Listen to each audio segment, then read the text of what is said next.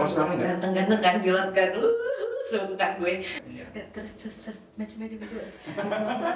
Stop. Kenapa di belakang ngomong cabin crew? Belahannya tuh tinggi. Biar kelihatan kakinya jenjangnya tuh kelihatan gitu kan, kayak model-model gitu. Kayak klik gitu. Kenapa sih bentuknya harus kayak gini? Nyongcon sedetik gitu ya, kalau orang sedang bilang ya. Dia gampang terobos. Memang kelihatan kecil, tapi kalau kita deketin, Ternyata besar ya bun. Gagal fokus.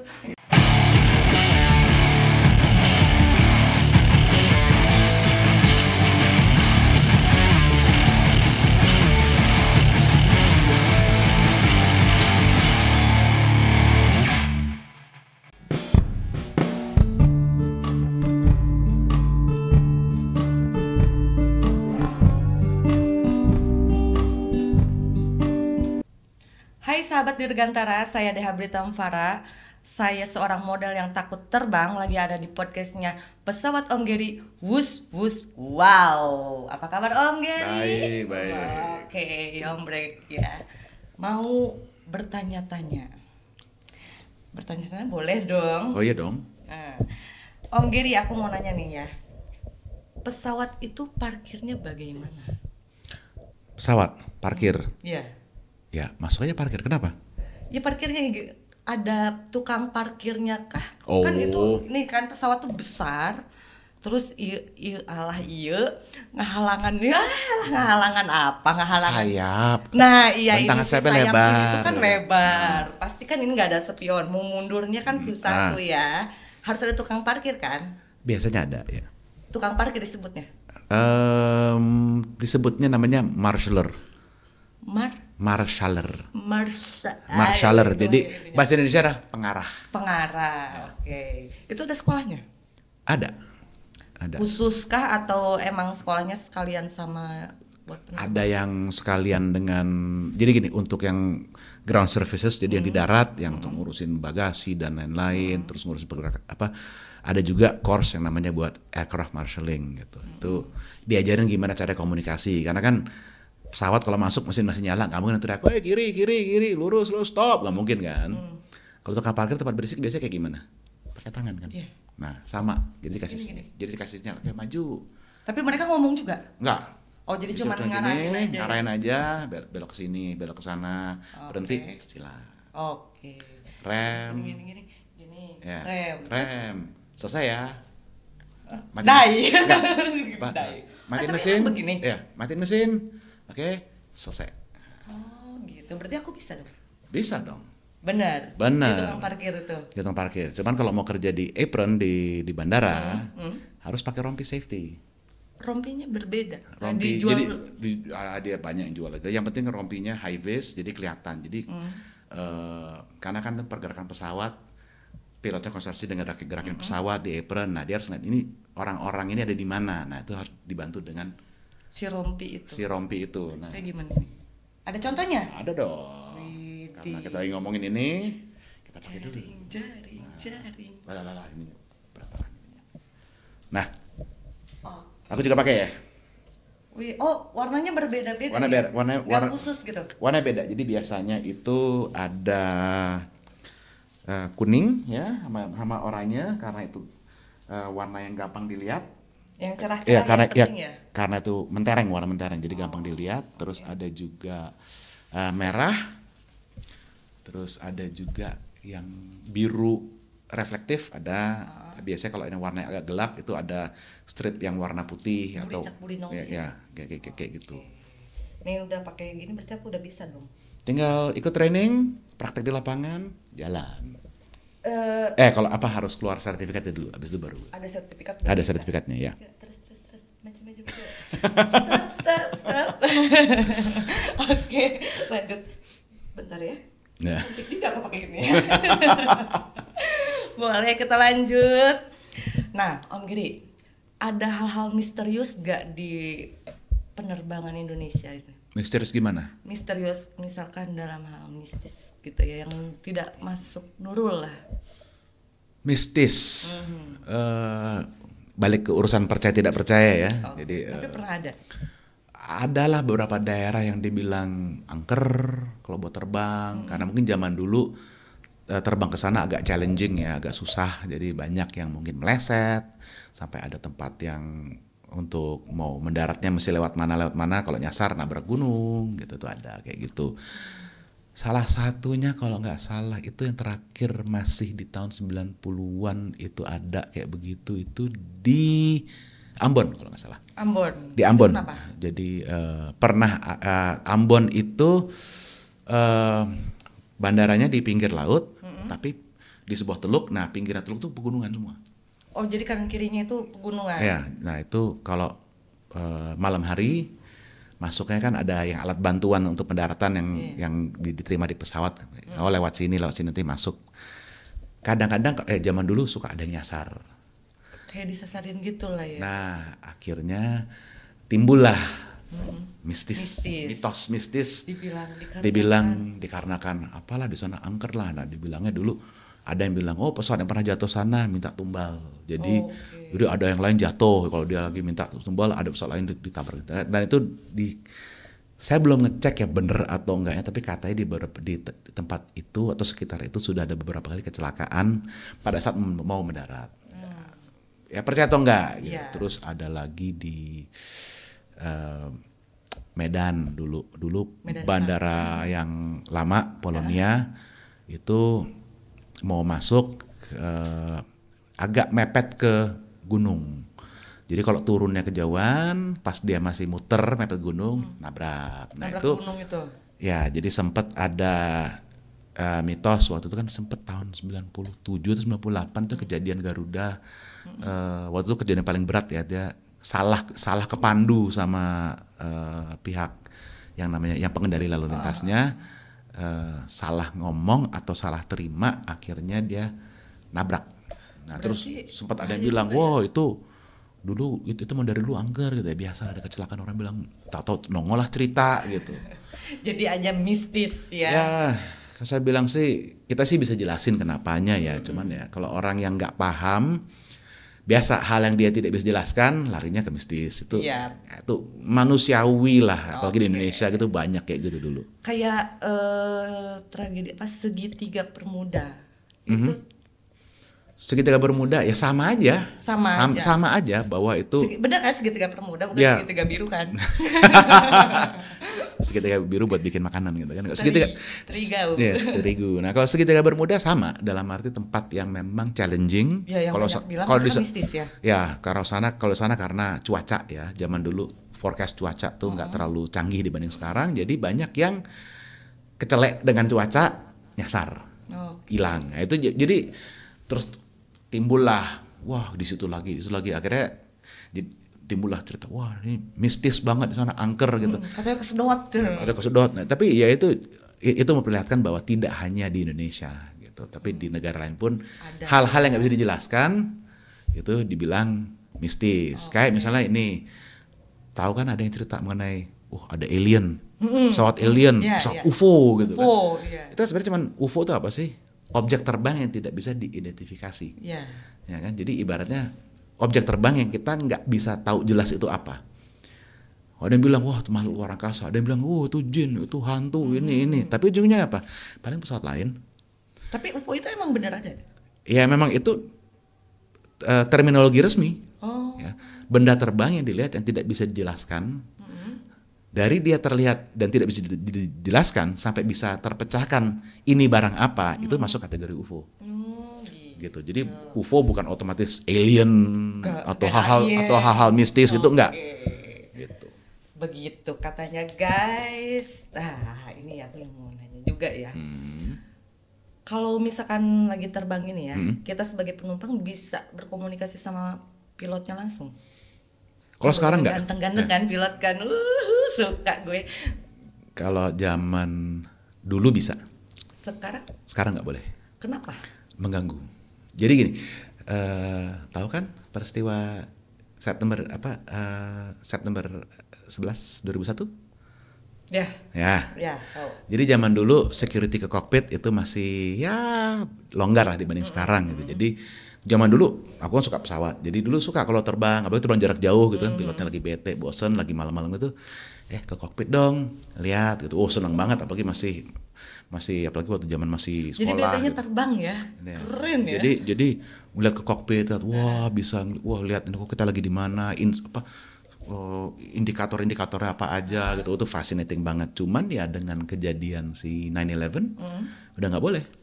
Dari situ jadi nggak Jadi udah nggak boleh, dan di Indonesia itu sempat masih bisa sampai tahun 2005-an ya, peraturan sudah dirubah nggak bisa, tapi masih pada nggak patuh, tapi sejak tahun 2005-an udah mulai oke guys, udah mulai nggak bisa ya, sorry, ini mengganggu, ini melanggar peraturan, jadi nggak boleh. Padahal dulu sih terbang ya yang lebih dari sejam pun suka bilang, boleh nggak kokpit ini? Oh ya boleh mas, silahkan, tanya kaptennya dulu ya gitu.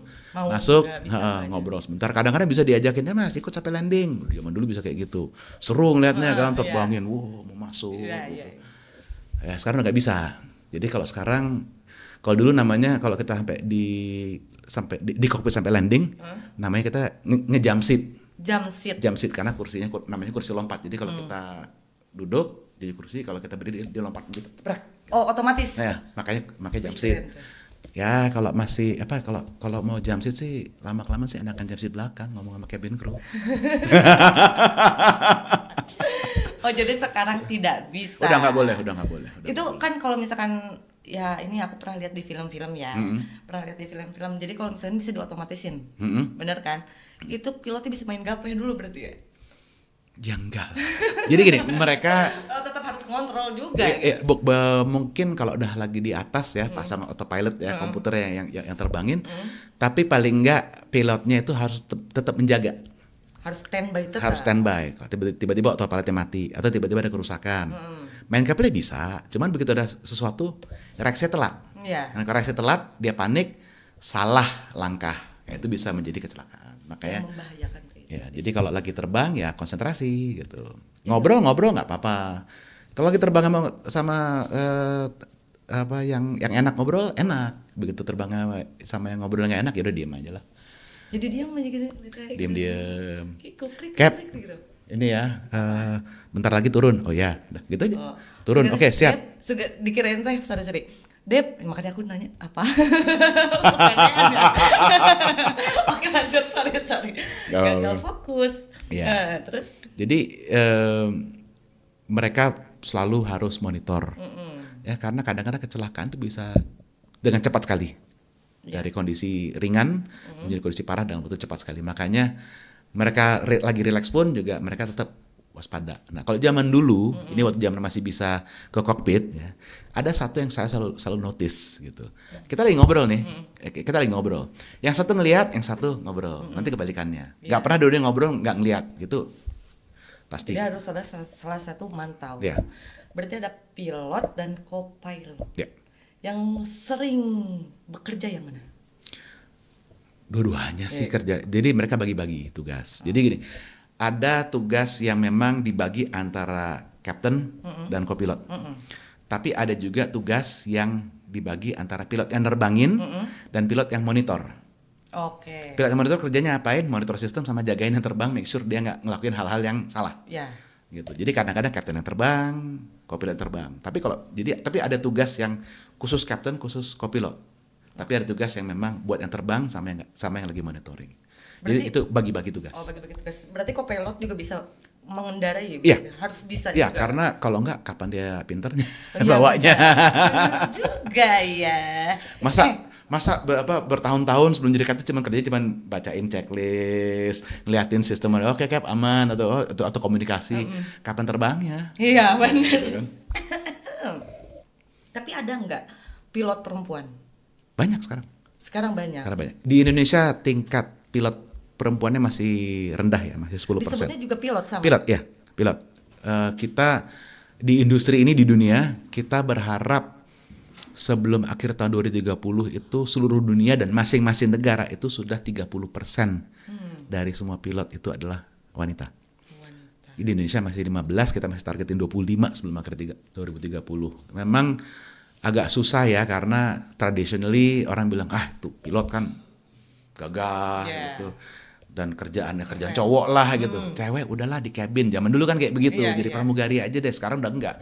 Pramugara banyak, pilot perempuan banyak. Ya, seimbang kalau Ya imbang lah, dalam arti memang kita tidak mungkin bisa bilang semuanya harus 50-50, nggak mungkin, karena kan tergantung dengan kultur, budaya, dan kemauan masing-masing Ya. dan si maskapai. Tapi maskapai kita udah bilang jangan nolak pilot wanita, jangan nolak pramugara, dua-duanya butuh. Oke, berarti jadi pilot perempuan pun bisa. Ya satu cenderung jadi gini, pilot laki cenderung mengambil keputusan dengan cepat. Kalau pilot wanita cenderung mengambil keputusan dengan cermat. Cermat. Ya, karena Tepat dan cermat. karena beda, kita melihat ya masalah equality dan lain oke lah gitu ya. Tapi juga kita lihat ada beda karakter. Jadi ada yang memang, jadi kalau cowok lebih ke ambil kecepatan yang cepat, keputusan yang cepat. Kalau cewek lebih ke keputusan yang tepat karena dia lebih teliti. Lebih teliti gitu.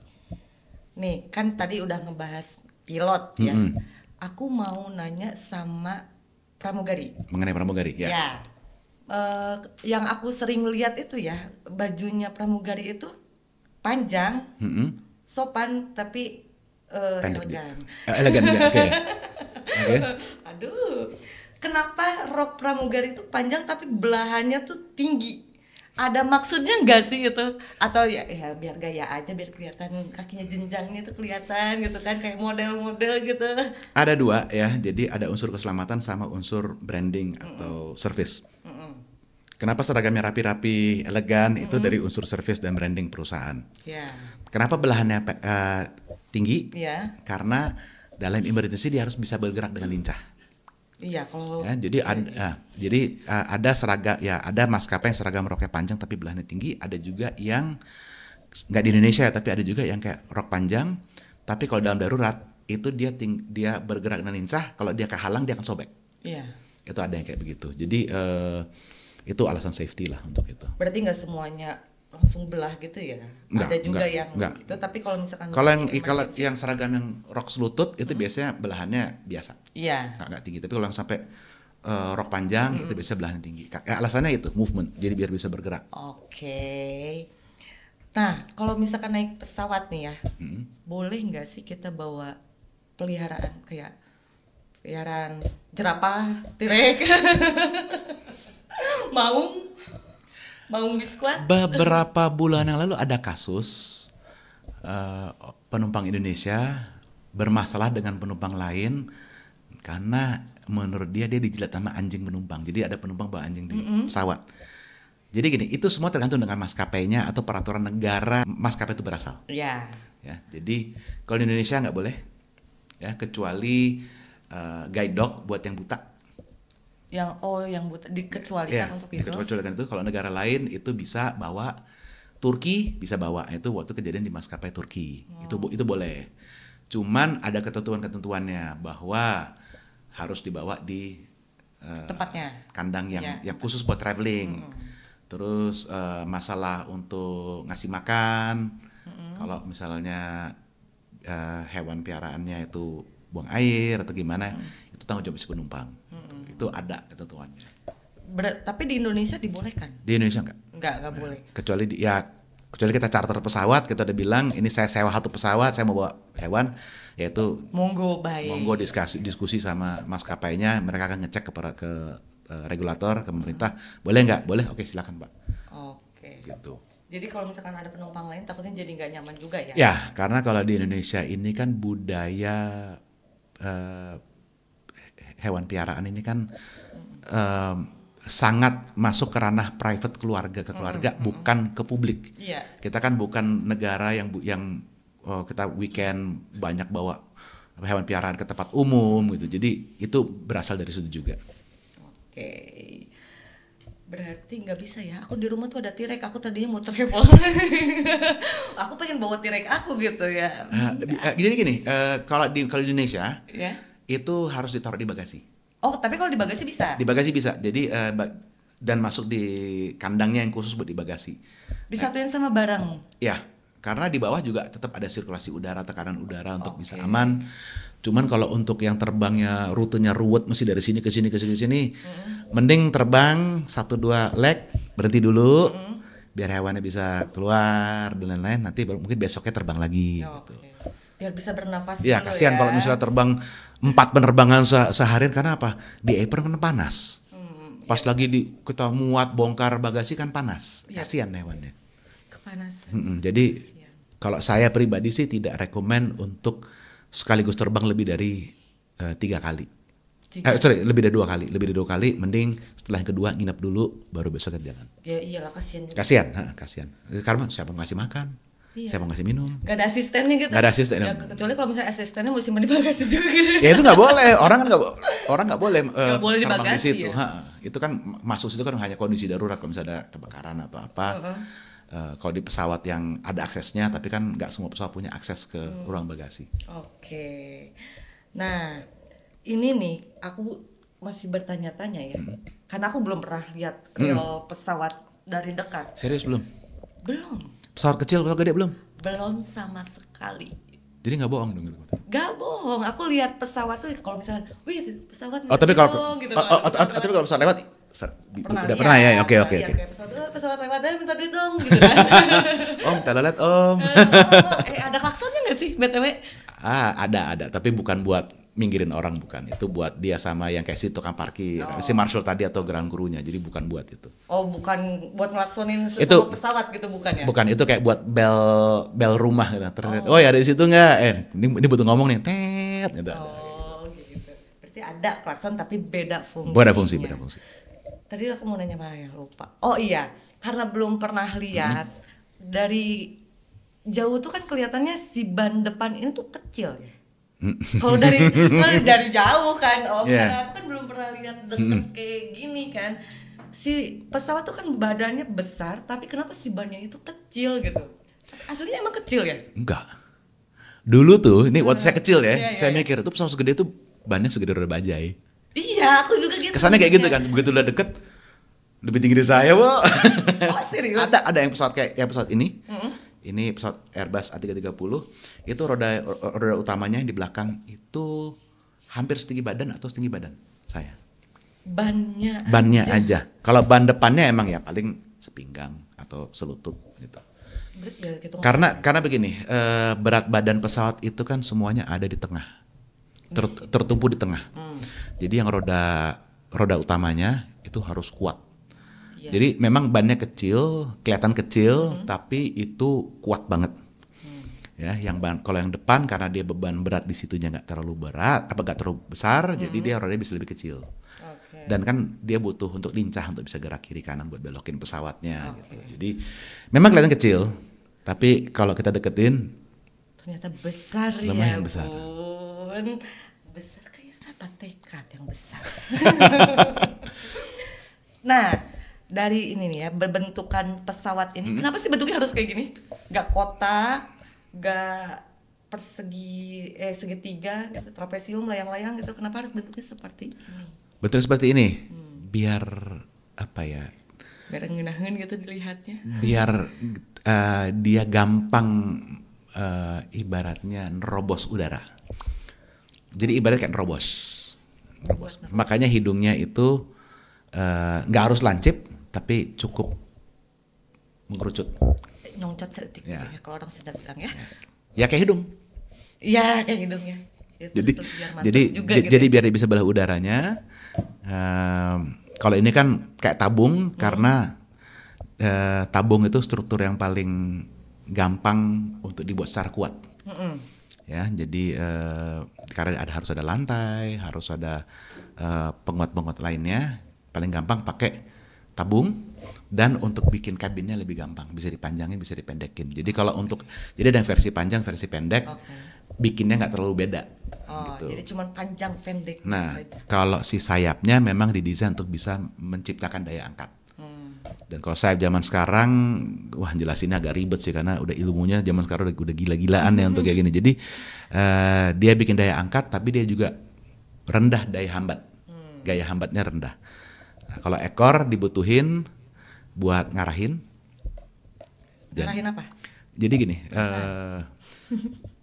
nggak buat ngarahin pesawat. Jadi kalau dia belok, ekornya ini akan meluruskan. Oh, jadi sini. Ya, kalau yang sisi sayap belakang ini buat menstabilkan untuk dia bisa naik turun atau jaga posisinya. Gitu. Dan pesawat belok itu nggak langsung belok gini kayak mobil. Dia miring. Begini. Ya, dia miring gitu. baru belok. Jadi supaya si penumpangnya di dalam tidak ngerasa terombang-ambing. Jadi dan itu juga adalah hukum aerodinamikanya kenapa dia miring dan tapi beda beloknya miring. Coba kalau miringnya terlalu miring banget jatuh. Gak seimbang jadinya. Gak seimbang ya atau nggak bisa menjaga keseimbangan. Oke. Ini berarti mesin ada 2. Oh, ini tuh mesin. Iya, yang bulat-bulat ini mesin. Bukan blower apa ya? Blower atau apa ya? Kipas. Jadi dia kipas besar nyedot udara disembur ke belakang. Nah, dalamnya itu ada turbin. Dia itu mesin dayanya dari situ. Jadi dia kayak kipas angin kita deret lah istilahnya. Jadi ntar di ujung ada kipas, kita sambung ke depan. Jadi kipas yang belakang menggerakkan kipas yang depan untuk nyedot udara. Nah, tenaga dari mana? Dari pembakaran. Gitu. Jadi biar udara yang disemburkan ke belakang lebih kuat daripada yang disedot. Pengetahuannya keren sekali. Itu basicnya, ilmunya ngejelimet. tapi ini tuh baru basic ya. Jadi memang kita di penerbangan kadang-kadang udah saking biasa dengan perhitungan jelimet, kadang-kadang kita lupa ngejelasin basicnya. Gitu. Jadi sebenarnya kayak pertanyaan kayak gini sebenarnya saya suka karena apa? Kayak gini nih dasar orang untuk bisa mulai tahu mengenai penerbangan. Sebelum ke dalam-dalamnya kita harus tahu basic. Kadang ribet banget dalam. Ampun. Lebih ribet ini aja basicnya udah. Pusing. Ilmunya ampun. Ilmunya pusing. Saya aja mau suruh pelajarin males sudah. tapi ini bikin penasaran juga sih. Kalau ada trouble dari satu pesawatnya, satu trouble aja itu membutuhkan berapa teknisi? Bukan teknisi, berarti engineer ya, engineer ya. Tergantung. Jadi kalau hal yang simple, satu orang aja mungkin cek di sistem komputer pesawat, ini cuma di reset aja gitu. Oh, bisa dari komputer. Ya, gitu kalau komponen elektronik atau komponen komputer bisa di reset. Ada kelistrikan dari sikring, bisa mungkin sikring rusak atau dicek. Oh ya, ada mesti diganti. Gitu. Kadang-kadang mesti ganti satu mesinnya. Nah, itu mahal banget. Satu mesinnya. Ada turun mesin gak sih? Ada ya, sama berarti. Mesinnya ini punya usia. Oh, ada batas. Ada batas usia. Ada batas. Jadi lebih dari itu dia harus diganti atau diservis. Jadi biasanya paling gampang adalah mesin ini masih bisa diservis, servis sesuai dengan program dari pabrik, copot, ganti mesin yang udah siap. Nah, ini nanti udah selesai, disimpan. Begitu ada gantiin yang lain. Yang disimpan ini kemana? Itu nanti gantiin mesin lain yang mau dipelihara, diperbaiki. Kebayang itu berapa mahalnya ya?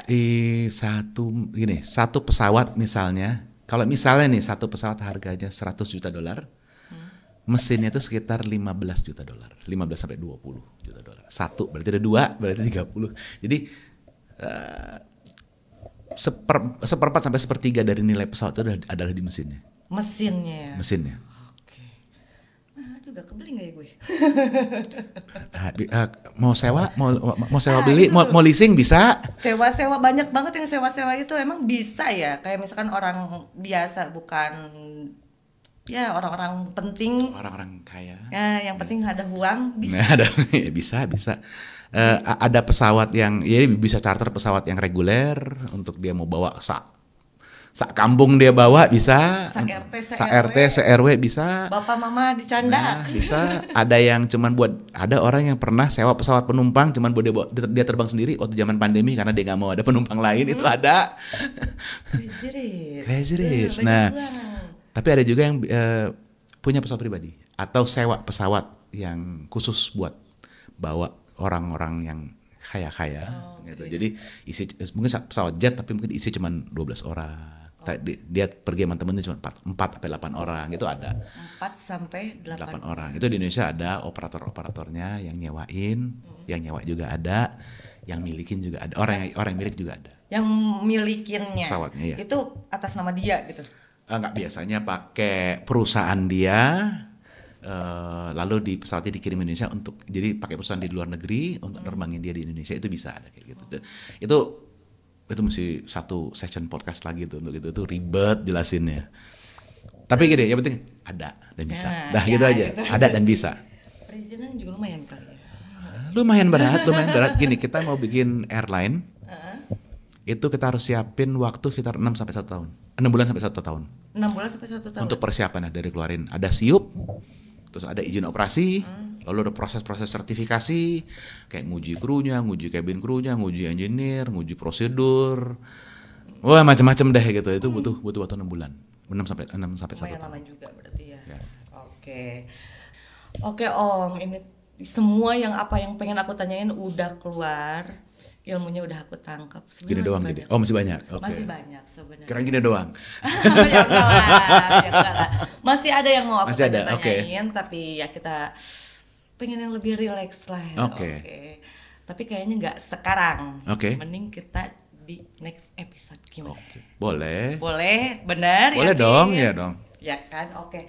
Kalian juga pasti banyak yang penasaran. Nah, kalian harus nonton di podcast selanjutnya sama Om Gary di podcast Pesawat Om Gary. Wush wush. Wow, thank you Om. Oke, thank you. Thank you.